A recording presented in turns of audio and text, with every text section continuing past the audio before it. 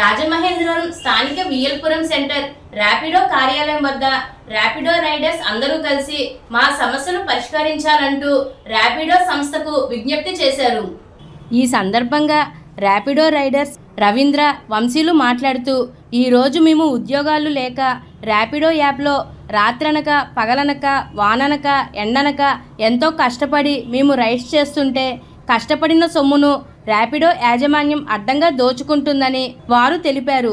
అలాగే మాకు ర్యాపిడో కంపెనీ నుంచి రావాల్సిన హెల్మెట్లు, టీషర్ట్లు ఇవ్వకపోగా, అలాగే రేట్ కార్డ్స్, లాంగ్ సజ్జు వంటి సదుపాయాలు ఇవ్వకుండా మేము సంపాదించిన దాంట్లో జీఎస్టీ అని, కమిషన్ అని అడ్డంగా మా నుంచి డబ్బులు వసూలు చేస్తున్నారని, మేము ఎంతో కష్టపడి కస్టమర్ను సేఫ్గా ఇంటికి చేరుస్తున్నందుకు వాళ్ళు మమ్మల్ని అభినందించి 10, 20 టిప్పుగా ఇస్తుంటే అందులో నుంచి కూడా 1-2 రూపాయలు కమిషన్ అంటూ కట్ చేస్తున్నారని వాళ్ళ ఆవేదనను వ్యక్తం చేశారు.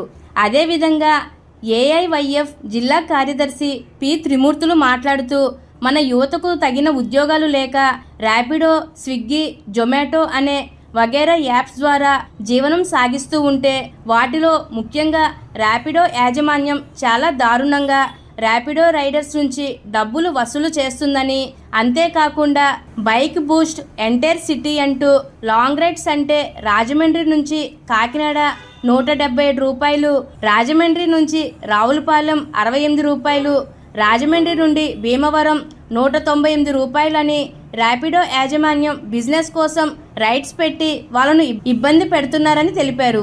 ఈ కార్యక్రమంలో ర్యాపిడో రైడర్స్ మణికంఠ, వాసుదేవ్, హరిబాబు, చిరంజీవి ఇంకా 200 మంది పైగా ర్యాపిడర్స్ పాల్గొన్నారు.